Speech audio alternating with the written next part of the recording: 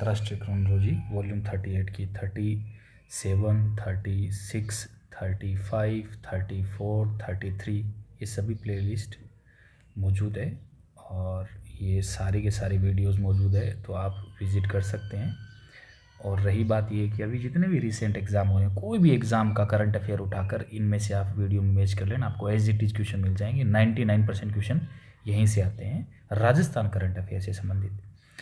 और अपन आप ये देखेंगे वॉल्यूम 38, इसमें मेन चीज़ें जो क्या है मुद्दे, वॉल्यूम 38 के अंदर सबसे बड़ा जो मेन चीज़ है वो है मानगढ़ धाम की गौरव गाथा। इसको राष्ट्रीय स्मारक घोषित किया है। और फिर अगर अपन बात करें तो अर्जुन पुरस्कार से सम्मानित ओम प्रकाश मिठारवाल, ये आरपीएस है और राजस्थान उच्च न्यायालय के मुख्य न्यायाधीश पंकज मित्तल बना दिए गए हैं। और सितंबर से लेकर अक्टूबर 2022 सुजस सार इसमें है। और 38 के बाद में अपन 39 करेंगे और 39 के अंतर्गत आपको बता देता हूँ, अभी कंटिन्यू सीरीज चलेगी तो ये अपन सारा देख लेंगे। यहाँ पर सितंबर से अक्टूबर और यहाँ पर नवंबर दिसंबर 2022 तक 39 के अंदर सोजेस सारे, तो ये अपन कंप्लीट अपलोड करेंगे। अभी कंटिन्यू सीरीज चलेगी डेली। और ये एक तरीके से आप ऐसे मान सकते हैं कि जो वॉल्यूम 39 है वो बहुत ज़्यादा इंपॉर्टेंट है। 38 और 39 बड़े इंपॉर्टेंट है क्योंकि एक तरीके से 2023 को इंक्लूड करते हुए है ये, क्योंकि आपको पता है कि जब भी कोई अगर बजट लॉन्च होता है तो जैसे मार्च का आर्थिक समीक्षा और मार्च का करंट अफेयर बड़ा इंपॉर्टेंट होता है, जनवरी का करंट अफेयर बड़ा इंपॉर्टेंट होता है, जनवरी फिर मार्च का, वैसे ही एंड ऑफ द ईयर बड़ा इंपॉर्टेंट होता है। राजस्थान के 4 हस्तियों को पद्मश्री मिला है, तो ये मूलचंद जी लोढ़ा, लक्ष्मण सिंह जी, अहमद हुसैन, अपन इनके बारे में भी बात करेंगे। और फिर अभी अपन कंटिन्यू सीरीज देखते हैं, वॉल्यूम 38 से स्टार्ट करते हैं। 38 के अंदर अपन अगर देखें तो स्टार्टिंग अपन करेंगे राजस्थान के परिप्रेक्ष्य में। अगर टॉपिक्स की मैं बात करूं, कंटेंट की मैं बात करूं, तो इसमें क्या क्या पढ़ेंगे अपन। इसके अंदर राजस्थान के परिप्रेक्ष्य में अपन पढ़ेंगे सबसे पहले सितंबर 2022 से नवंबर 2022 तक का सूजन सार भी अपन साथ में पढ़ेंगे। वस्तुनिष्ठ पर देखो, सूजन सार पढ़ना आसान है, नॉर्मली वहाँ पर आप कंटेंट पढ़ लो, लेकिन उनसे क्या क्वेश्चन बनेंगे वो अपन पढ़ेंगे। यहाँ पर अक्टूबर 2022 का सार संग्रह अपन देखेंगे, सितंबर का सार संग्रह देखेंगे, और ये राजस्थान से महत्वपूर्ण करंट अफेयर हो गया, ये कंटेंट अपन देखेंगे। तो सबसे पहला क्वेश्चन अपन नवंबर 2022 से स्टार्ट करते हैं। राजस्थान के परिप्रेक्ष्य में नवीनतम समसामयिक वन लाइनर। तो सबसे पहला क्वेश्चन देखो आप, सबसे पहला क्वेश्चन है नवंबर मुख्यमंत्री अशोक गहलोत ने 22 नवंबर 2022 को कितने राजकीय नर्सिंग कॉलेजों का शिलान्यास किया। तो 19 राजकीय नर्सिंग कॉलेज हो गई। मुख्यमंत्री अशोक गहलोत ने बाड़मेर और कुम्हेर, भरतपुर, तो ट्रांसपोर्ट नगर से जोड़ेगी। और ये पेनोरमा जो बनाया गया है, ये केसरी सिंह बारट का पेनोरमा भीलवाड़ा के शाहपुरा में। और पर्यटन विभाग ने 1920 नवंबर में अल्बर्ट हॉल में सूफी संगीत समारोह आयोजित किया गया इस। और फिर बाद में है कि भारतीय सेना और भारतीय वायुसेना के इंटीग्रेटेड युद्ध अभ्यास शत्रुनाश का आयोजन कहाँ किया गया। 19 से 21 नवंबर 2022 को बीकानेर के महाजन फील्ड रेंज में। अभी क्या है कि जैसे यूक्रेन और रशिया वॉर हुआ तब से लेकर मतलब जो कंट्रीज़, डिफरेंट कंट्रीज़ है वो आपस में युद्धाभ्यास कर रही है, लेकिन इंडिया ये है कि अपनी तीनों वायुसेना और थल सेना तीनों को मजबूत बनाने के लिए इसके उद्देश्य से कुछ कर रही है। विश्व मतलब युद्धाभ्यास कर रही है। किस क्रांतिकारी की 150वीं जयंती के अवसर पर विभिन्न कार्यक्रम भीलवाड़ा के शाहपुरा में आयोजित उनके स्मारक स्थल 21 नवंबर को उद्घाटन किया गया। शहीद केसरी सिंह बारट के नाम से वहाँ पर फंक्शन भी किया गया और शहीद केसरी सिंह बारट के नाम पर एक पेनोरमा भी बनाया जा रहा है। कहाँ पर? भीलवाड़ा शहर में। भीलवाड़ा से संबंधित है केसरी सिंह बारट। इस अवसर पर केंद्रीय मंत्री अर्जुन मेघवाल ने बताया कि बारट के जन्म स्थान वाले देवखेड़ा गांव को मेरी गांव मेरी धरोहर के तहत चयनित किया गया है। नेक्स्ट क्वेश्चन है ये कि रणथंभौर बाघ अभ्यारण्य, देखो ये भी बड़ा इंपॉर्टेंट क्वेश्चन बन सकता है कि मेरी गांव मेरी धरोहर कौन से गांव का चयनित हुआ है। देवखेड़ा गांव भीलवाड़ा के अंतर्गत है, ये बारट का गांव है। अर्जुन मेघवाल ने बताया बारट के गांव में। बाद में रणथंभौर बाघ अभ्यारण्य के से लाए गए बाघ T110 मुकुंदरा अभ्यारण्य में छोड़ने के बाद इसके नया नाम दिया गया है कि इसका नाम नया नाम होगा MT5। बाघ T110 को नया नाम दिया है मुकुंदरा अभ्यारण्य में रखने के बाद MT5। हाल ही में लूण सिंह भाटी का अंडर-17 हॉकी में राष्ट्रीय स्तर पर चयन हुआ। इस संबंध में जो हॉकी टीम के राष्ट्रीय स्तर पर खिलाड़ी है लूण सिंह भाटी, वो किससे संबंधित है? बाड़मेर जिले से संबंधित है। बड़ा इंपॉर्टेंट क्वेश्चन है। लूण सिंह भाटी बाड़मेर, लूण सिंह बाड़मेर। विश्व मत्स्य पालन दिवस कहाँ मनाया गया, कब ये मनाया गया? 21 नवंबर को विश्व मत्स्य दिवस। और स्थिर और स्वास्थ्य पारिस्थितिकी तंत्र को सुनिश्चित करने के लिए विश्व में मछली प्रबंधन के तरीके में बदलाव लाने पर ध्यान केंद्रित किया गया। विश्व मछली पालन दिवस, ये दिवस के बारे में पूछ रहा है। 21 नवंबर को राजस्थान में लेखा परीक्षा सप्ताह कब मनाया गया? 21 से 25 नवंबर को राजस्थान के मुख्यमंत्री कलराज मिश्र, इनके बारे में भी क्वेश्चन पूछ लिया गया। 41वें नंबर के हैं। जयपुर में ऑडिट सप्ताह शुभारंभ किया गया। इस अवसर पर प्रधान महालेखाकार सुब्रमण्यम स्वामी ने बताया कि प्रधान महालेखाकार कार्य करने के लिए भारत के नियंत्रक एवं महालेखाकार की ओर से देश में 3रा स्थान मिला है। देश में 3रा स्थान है राजस्थान का लेखा ऑडिट में। मैं बात करूं तो जैसे कि प्रदेश में सरकारी स्कूलों को स्वच्छ विद्यालय के लिए पुरस्कार दिया गया है नवंबर 2022 में, तो 20 विद्यालयों के लिए पुरस्कार दिया गया है। 19 नवंबर को नई दिल्ली में स्वच्छ विद्यालय पुरस्कार समारोह में केंद्रीय शिक्षा मंत्री डॉक्टर सुभाष सर ने यह पुरस्कार प्रदान किए।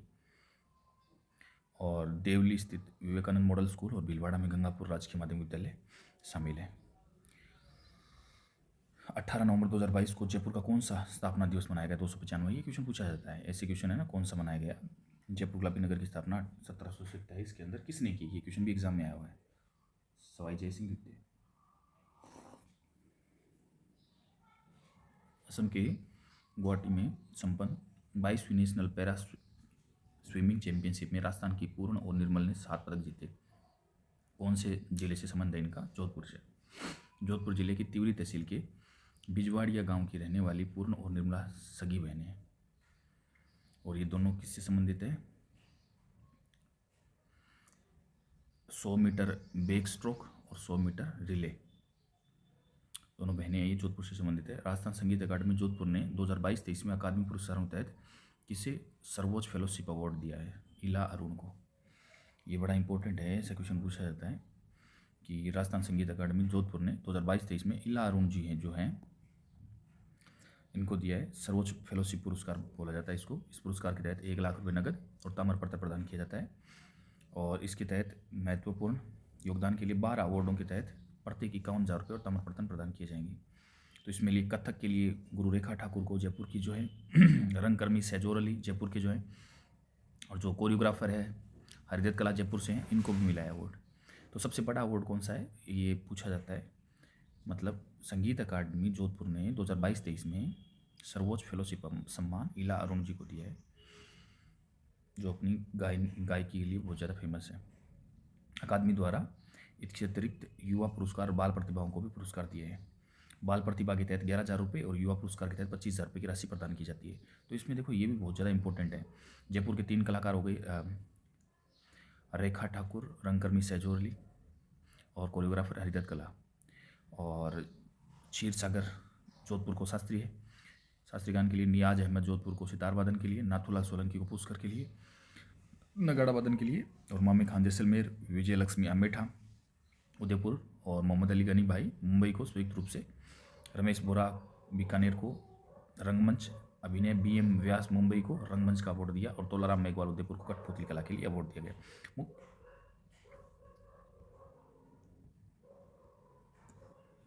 मुख्यमंत्री अशोक गहलोत ने किस स्थान पर बनने वाली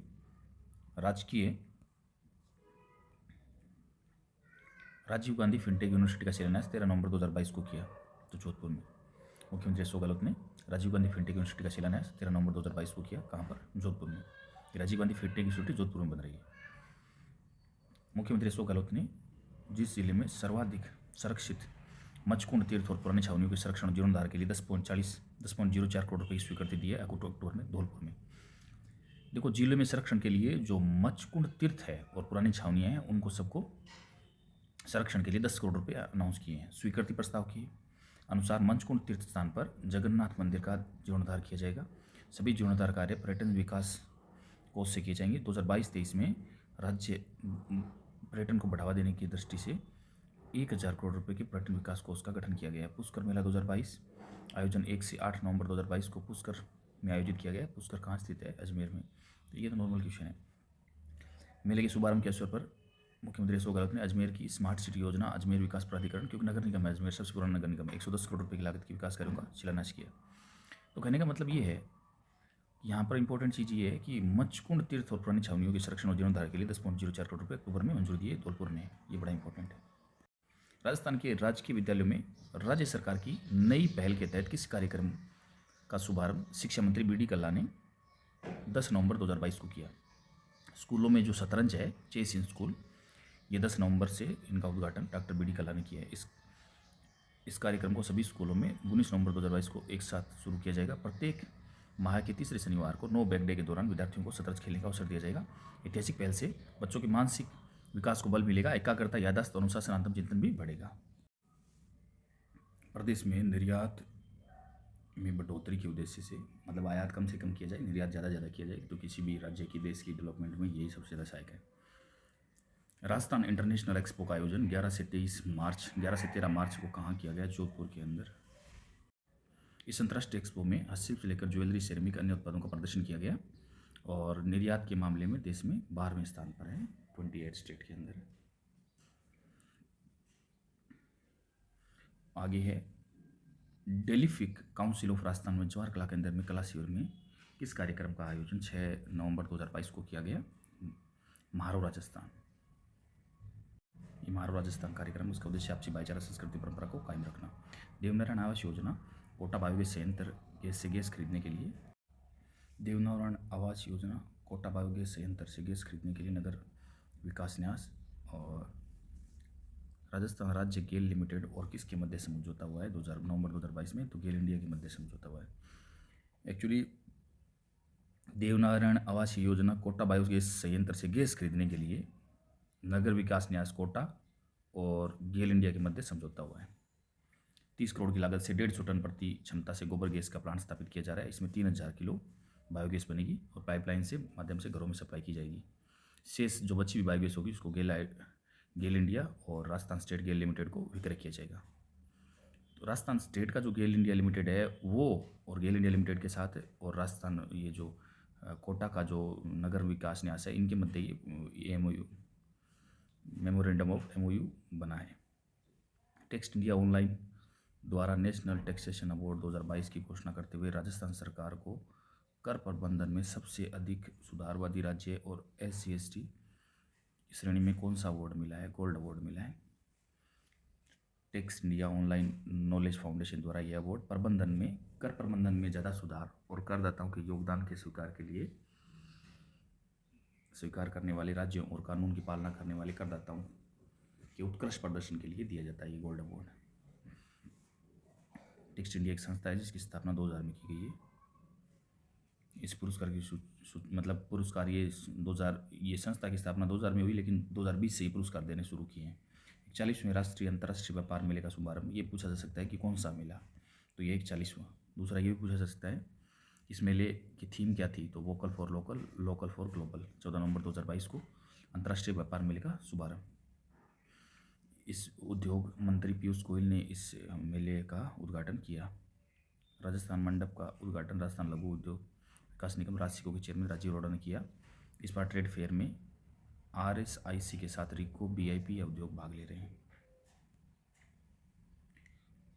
राज्य सरकार के किस विभाग द्वारा मेगा जॉब फेयर का आयोजन? मेगा जॉब फेयर जो 14 से 15 नवंबर 2022 को जयपुर के बिरला ऑडिटोरियम में स्थापित किया गया था। कौशल रोजगार उद्यमिता विभाग इसके द्वारा बीकानेर में भी ये मेला लगा था। 3000 युवाओं को ऑफर लेटर दिए गए, जबकि 10,000 युवाओं को शॉर्ट लिस्टिंग की प्रक्रिया जारी है। मेले में विभिन्न अंचलों से 56,476 विद्यार्थियों ने या प्रतिभागियों ने पंजीकरण करवाया। भारत सरकार द्वारा राजस्थान की पुलिस के किन 2 प्रतिभावान अधिकारियों को खेलों में उत्कृष्ट प्रदर्शन के लिए अर्जुन पुरस्कार? ये क्वेश्चन एग्जाम में पूछा जाने वाला क्वेश्चन।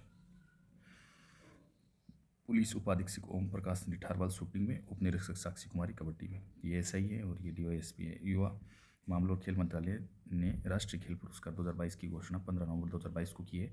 अर्जुन पुरस्कार 25 खिलाड़ियों को दिया जाएगा। इसमें टेनिस खिलाड़ी शरत कमल अंचता को मेजर ध्यानचंद खेल रत्न पुरस्कार दिया गया। ये क्वेश्चन बार बार पूछ लिया, ये CET में पूछ लिया, मतलब 3-4 बार क्वेश्चन आ गया ये एग्ज़ाम के अंदर। तो और ये भी आएंगे ओम प्रकाश निठारवाल शूटिंग और उपनिरीक्षक साक्षी कुमारी कबड्डी। टेनिस खिलाड़ी जो शरत कमल अंचता है, इनको मेजर ध्यानचंद खेल रत्न, टेबल टेनिस से संबंधित है ये, ध्यानचंद खेल रत्न पुरस्कार दिया गया है। खेल एवं युवा मामलों के राज्य मंत्री अशोक चांदना ने लावा ग्राम पंचायत टोंक के राजकीय उच्च माध्यमिक विद्यालय में आयोजित राज्य स्तरीय अंडर-17 हॉकी प्रतियोगिता के इस संस्करण का उद्घाटन 15 नवंबर 2022 को किया। 66वां संस्करण है। राजस्व मंडल की अगुवाई में किस कार्यशाला का आयोजन 23 से 25 नवंबर 2022 को अजमेर के राजस्व अनुसंधान प्रशिक्षण संस्थान RRTI में किया गया? राज्य स्तरीय निर्णय लेखन कार्यशाला। इस कार्यशाला का आयोजन राजस्व न्यायालयों के निर्णयों में गुणवत्तापूर्ण और विधि सम्मत त्रुटि विहीन लेखन की प्रवृत्ति को विकसित करने के उद्देश्य से किया गया। नेक्स्ट है, ये इतना इम्पोर्टेंट नहीं है। मुख्यमंत्री अशोक गहलोत ने राजकीय पशु के संरक्षण की दिशा में उठाए गए कदम के तहत किस योजना का अनुमोदन नवंबर 2022 में किया? मुख्यमंत्री अशोक गहलोत ने राजकीय पशु के संरक्षण की दिशा में उठाए गए कदम के तहत ये उष्ट संरक्षण योजना है कि ऊँटों की संख्या कम हो रही है, इसके लिए मुख्यमंत्री ने 2.60 करोड़ वित्तीय प्रावधान को मंजूरी दी है। इस योजना के तहत पशु चिकित्सक मादा ऊँट व बच्चे को टैग लगाकर पहचान पत्र जारी करेंगे। पशु चिकित्सकों को प्रत्येक पहचान पत्र के लिए 50 रुपये मानदेय होगा, 50 रुपये मिलेंगे उनको। पहचान पत्र जारी करने के बाद ऊँट पालक को प्रथम किस्त के रूप में 5,000 रुपये दिए जाएंगे। ऊँट के बच्चे की उम्र 1 वर्ष होने पर द्वितीय किस्त के रूप में 5,000 रुपये दी जाएंगे। कितनी अच्छी योजना है ये कि ऊँट को जो पालने वाले हैं, पहली बात तो उनको पशु चिकित्सक होगा, उनको टैग जारी करेगा। फिर प्रथम किस्त के दौरान उसको 5,000 रुपये मिलेंगे। बच्चे की 1 वर्ष उम्र हो जाने पर पहचान पत्र जारी करने के बाद ऊँट पालक को प्रथम किस्त के रूप में 5,000 रुपये। मादा ऊँट और बच्चे को टैग लगाकर, मतलब कहने का मतलब आपके पास मादा ऊँट होना चाहिए, और द्वितीय किस्त के रूप में 5,000 रुपये दी जाएगी। उल्लेखनीय है कि मुख्यमंत्री द्वारा वर्ष 2022-23 में ऊँट संरक्षण या विकास नीति लागू करने के लिए 10 करोड़ रुपये का प्रावधान किया। टोटल मिलाकर 10 करोड़ रुपये का, और यहाँ पर 2.60 करोड़ रुपये वित्तीय प्रावधान को मंजूरी दे दी है। उष्ट संरक्षण योजना। मुख्यमंत्री अशोक गहलोत ने बाल अधिकारिता विभाग द्वारा आयोजित किस सप्ताह का शुभारंभ बाल दिवस के रूप में 14 नवंबर 2022 को किया? बाल अधिकार सप्ताह। इस दौरान मुख्यमंत्री ने राज्य स्तरीय बाल अधिकार सप्ताह के अवसर पर बाल हितैषी पंचायत अभियान जागरूकता रथ को हरी झंडी दिखाकर रवाना किया। कार्यक्रम में बाल संरक्षण के क्षेत्र में उत्कृष्ट कार्य करने वाले 3 व्यक्ति और 3 संस्था को नेहरू बाल संरक्षण पुरस्कार से सम्मानित किया। पुरस्कार वितरण। व्यक्तिगत श्रेणी में प्रथम पुरस्कार बीकानेर की अरुणा भार्गव को, द्वितीय पुरस्कार डूंगरपुर की भारत नागद को, और तृतीय पुरस्कार नागौर के मनोज कुमार को। देखो ये क्या है, मुख्यमंत्री अशोक गहलोत ने बाल अधिकार विभाग द्वारा आयोजित किस सप्ताह का शुभारंभ? तो ये बाल अधिकार सप्ताह है। इसके दौरान मुख्यमंत्री ने राज्य स्तर पर बाल सप्ताह, मतलब बाल अधिकार सप्ताह के रूप में हितैषी पंचायत अभियान जागरूकता रथ को हरी झंडी दिखाकर रवाना किया, और साथ में उत्कृष्ट कार्य करने वाले इस फील्ड के अंदर बाल अधिकार से संबंधित अच्छे कार्य करने वाले 3 लोगों को पुरस्कार दिया गया, नेहरू बाल संरक्षण पुरस्कार। इसमें बीकानेर की अरुणा भार्गव और डूंगरपुर के भारत नागदा और नागौर के मनोज कुमार। और संस्थागत श्रेणी में प्रथम पुरस्कार नवजीवन संस्थान को, और द्वितीय पुरस्कार जयपुर के SOS चिल्ड्रन विलेज को, और तृतीय पुरस्कार टोंक की शिव शक्ति संस्था को प्रदान किया है। आगे है, राजस्थान के हाड़ौती क्षेत्र में पर्यटन के किस भव्य उत्सव का आयोजन 11 से 13 नवंबर 2022 को किया गया? बूंदी महोत्सव। बूंदी महोत्सव का यह 26वां संस्करण है। इस महोत्सव की शुरुआत वर्ष 1996 में बूंदी स्थापना के 24 जून को की गई थी। ये क्या कहना चाह रहा है? बड़ा इंपॉर्टेंट क्वेश्चन है ये कि राजस्थान के हाड़ौती क्षेत्र के अंदर पर्यटन का एक भव्य उत्सव मनाया जाता है, 11 से 13 नवंबर को अभी मनाया जा रहा है। उसका उद्घाटन पहली बात तो कब हुआ? तो बूंदी महोत्सव का 11 से 13 नवंबर तक चल रहा है। कहाँ पर? बूंदी में। कौन सा संस्करण है? 26वां। कब शुरू हुआ? 1996 में। कब से? 1996 के 24 जून से ही शुरू हुआ, स्थापना दिवस के दिन से। सूचना प्रौद्योगिकी एवं संचार विभाग द्वारा डिजीफेस्ट जॉब फेयर 2022 का आयोजन 11 से 13 नवंबर को कहाँ पर हुआ? ये राजकीय पॉलिटेक्निक कॉलेज जोधपुर। दिव्यांगजन सशक्तिकरण के लिए उत्कृष्ट कार्य करने हेतु सर्वश्रेष्ठ जिले का पुरस्कार किस जिले को अंतर्राष्ट्रीय दिव्यांग पुरस्कार 3 नवंबर को आयोजित होने वाले राष्ट्रीय कार्यक्रम में प्रदान किया जाएगा? अलवर। मतलब दिव्यांगों के सशक्तिकरण के लिए उत्कृष्ट कार्य करने वाले लोगों को सर्वश्रेष्ठ जिले का पुरस्कार अंतर्राष्ट्रीय दिव्यांग दिवस पर आयोजित होने वाले राष्ट्रीय कार्यक्रम में प्रदान किया जाएगा। तो अलवर को सबसे अच्छा प्रदर्शन करने के लिए, क्योंकि अलवर का एक अभियान था सक्षम अलवर अभियान, बहुत इंपॉर्टेंट है ये। सक्षम अलवर अभियान किससे संबंधित है? तो ये है दिव्यांगजन सशक्तिकरण। मुख्यमंत्री अशोक गहलोत ने कितने पत्रकारों को माणक अलंकरण से 13 नवंबर 2022 को सम्मानित किया? तो 3 पत्रकारों को। माणक अलंकरण 2019 के लिए R मुंडियार, वर्ष 2020 के लिए नंदकिशोर शाश्वत, और 2021 के लिए संगीता शर्मा। तो ये 3 नाम हो गए। देखो 2019 के लिए कौन सा हो गया? R मुंडियार, और 2020 के लिए कौन हो गया? नंदकिशोर कौन हो गया? नंदकिशोर। और 2021 के लिए कौन हो गया? संगीता। तो इसका मतलब क्या है? इसका मतलब ये है कि ये पुरस्कार हर साल एक पत्रकार को दिया जाता है। मानक अलंकरण 21,000 रुपये और श्रीफल और शॉल और प्रशस्ति पत्र दिया जाता है। 1981 में स्थापित मानक अलंकरण अब तक 38 पुरस्कार पत्रकारों को सम्मानित किया जा चुका है। तो 2019 में आर मुंडियार, 2020 में नंदकिशोर, 2021 में संगीता। देखो 2021 में संगीता और 2020 में नंदकिशोर और 2019 में आर मुंडियार। करौली के श्री महावीर जी के 24 वर्ष बाद किस महोत्सव का आयोजन 24 नवंबर से 4 दिसंबर 2022 के मध्य किया जाएगा? ये किया गया है महामस्तकाभिषेक महोत्सव है करौली जिले के महावीर जी के 24 वर्ष बाद। स्टोन इंडस्ट्री की सबसे बड़ी किस अंतर्राष्ट्रीय प्रदर्शनी का आयोजन? स्टोन इंडस्ट्री की सबसे बड़ी अंतर्राष्ट्रीय प्रदर्शनी का आयोजन सीतापुर के अंदर जो बनी हुई है JEC, Jaipur exhibition and convention centre, 11-13 नवंबर को इंडिया स्टोन मार्ट 2022 के नाम से आयोजन किया गया। ये अंतर्राष्ट्रीय प्रदर्शनी है। इस स्टोन मार्ट का आयोजन राजस्थान राज्य औद्योगिक विकास निवेश निगम लिमिटेड रिको और फिक्की के संयुक्त तत्वाधान में किया जाएगा। और ये इतना ज़्यादा ठीक है, कब हुआ, कहाँ पर हुआ, इतना इम्पोर्टेंट है। आगे है, राज्यपाल कलराज मिश्र ने भारतीय संस्कृति और पारंपरिक परिधानों और धरोहर के संरक्षण के लिए विशिष्ट कार्यों करने के लिए किस समाज सेवा को राजभवन में 10 नवंबर 2022 को सम्मानित किया? ये वीवी सिंघानिया समाज सेवी है। वीवी सिंघानिया, उनको भारत की संस्कृति, पारंपरिक परिधानों और धरोहर के संरक्षण के लिए 10 नवंबर 2022 को सम्मान दिया गया। राज्यपाल ने इस अवसर पर 5 बुनकरों को भी स्मृति चिन्ह प्रदान किया। किसके द्वारा राष्ट्रीय विधिक सेवा दिवस 9 नवंबर को अस्पृश्यता से मुक्ति और अत्याचारों की रोकथाम के लिए पोक्सो अधिनियम के तहत अपराध में शिकार बच्चों को कानूनी सहायता अभियान की शुरुआत की है। ये राजस्थान राज्य विधिक सेवा प्राधिकरण रालसा ने एक ऐसा मिशन स्टार्ट किया है कि जो भी राष्ट्रीय विधिक सेवा दिवस पर 9 नवंबर को अस्पृश्यता से मुक्ति, मतलब छोटी कास्ट बड़ी कास्ट में आपस में भेदभाव से मुक्ति और अत्याचारों की रोकथाम के लिए, और जो पोक्सो के तहत जो भी अपराध के शिकार जो बच्चे हैं उनको कानूनी सहायता प्रदान करने के लिए रालसा 2 है। एक राष्ट्रीय विधिक सेवा प्राधिकरण, एक राजस्थान राज्य विधिक सेवा प्राधिकरण। इस अवसर पर राजकीय विधिक सेवा प्राधिकरण की ओर से गरीब और असहाय लोगों को आसान और सुलभ न्याय मिलने के लिए इस विषय पर पोस्टर और बैनर का विमोचन और एक फिल्म का प्रदर्शन किया। ये नेक्स्ट क्वेश्चन बड़ा इंपॉर्टेंट है। दिव्यांगजनों को निर्वाचित प्रक्रिया से जोड़ने के लिए भारतीय निर्वाचन आयोग द्वारा कौन सा ऐप 4 नवंबर 2022 को शुरू किया गया? Very important. दिव्यांगजनों को निर्वाचन प्रक्रिया से जोड़ने के लिए person with disability PWD app 2.0 launch किया है। इन दिव्यांगजनों को भी भारतीय निर्वाचन आयोग द्वारा अवेयरनेस के लिए पर्सन विद डिसेबिलिटी नाम से एक ऐप लॉन्च किया है। निर्वाचन प्रक्रिया से जोड़ने के लिए पंडित जवाहरलाल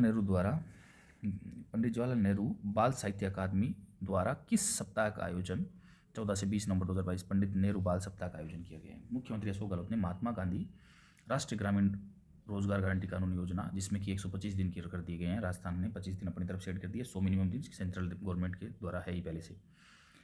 राष्ट्रीय ग्रामीण रोजगार गारंटी कानून योजना लोक जुम्बिश कर्मियों को मानदेय में कितने प्रतिशत अतिरिक्त वृद्धि नवंबर 2022 में मंजूर किए? 5% अतिरिक्त वृद्धि है लोक जुम्बिश कर्मियों के मानदेय में। सैनिक कल्याण मंत्री राजेंद्र गुड्डा ने किस अभियान की शुरुआत 7 नवंबर 2022 को की? सैनिक कल्याण के लिए धन संग्रह पर। इस पर्व पर राजेंद्र गुड्डा ने पूर्व सैनिकों के लिए सहायता धन सहयोग के लिए QR कोड का उद्घाटन भी किया। पूर्व सैनिकों के लिए प्रदेश की पंचायत राज संस्थाओं को सुदृढ़ करने के क्रम में अभियान के तहत जिला स्तरीय प्रशिक्षण कार्यक्रम की शुरुआत 9 नवंबर 2022 को से की गई। यह पुनरुत्थान राष्ट्रीय ग्राम स्वराज अभियान प्रदेश की पंचायत संस्थाओं को सुदृढ़ बनाने के लिए पुनरुत्थान राष्ट्रीय ग्राम स्वराज अभियान लॉन्च किया गया। और प्रशिक्षण अभियान के तहत गरीबी मुक्त गांव, स्वस्थ गांव, बच्चों के अनुकूल गांव, जल की पर्याप्त उपलब्धता वाले गांव, स्वच्छ और हरित गांव, आत्मनिर्भर बुनियादी ढांचे वाले गांव, सामाजिक रूप से सुरक्षित गांव और सुशासन वाले गांव और महिला अनुकूल गांव। भारतीय पुलिस प्रशासन के किस अधिकारी ने 35वें पुलिस महानिदेशक राजस्थान पुलिस बल प्रमुख के तौर पर 3 नवंबर 2022 को पदभार ग्रहण किया? यह उमेश जी मिश्रा। 35वें पुलिस महानिदेशक, आजकल ये नंबर और पूछने लग गया है कि कौन सा है, जैसे अभी पूछ रखा था कलराज मिश्र कौन से राज्यपाल। 35वें पुलिस महानिदेशक राजस्थान पुलिस बल के तौर पर 3 नवंबर 2022 को जो पद ग्रहण किया है उनका नाम है उमेश मिश्रा। 40वें जो अपने जज है राजस्थान के जस्टिस मुख्य न्यायाधीश राजस्थान उच्च न्यायालय के, वो 40वें, उनका नाम है पंकज मित्तल। ये नंबर है ना, पूछा जा रहा है। और जो राज्यपाल हैं वो 41वें राज्यपाल कौन से हैं, क्या नाम है, कलराज मिश्र। ये क्वेश्चन एग्जाम में आया हुआ है। कलराज मिश्र 41वें हैं। और मुख्यमंत्री 25वें हैं अशोक गहलोत। मुख्यमंत्री 25वें कौन है, अशोक गहलोत। 25वें मुख्यमंत्री है अशोक गहलोत। तो ये क्वेश्चन पूछा जाता है। 25वें मुख्यमंत्री अशोक गहलोत, 35वें पुलिस महानिदेशक उमेश मिश्रा, 40वें मुख्य न्यायाधीश पंकज मित्तल और 41वें राज्यपाल कलराज मिश्र। ये क्वेश्चन पूछा हुआ है एग्जाम में। Thank you so much. अभी अपन आगे कंटिन्यू करेंगे और आगे की सीरीज़ में 38 कंप्लीट होगी, फिर 39 शुरू करेंगे।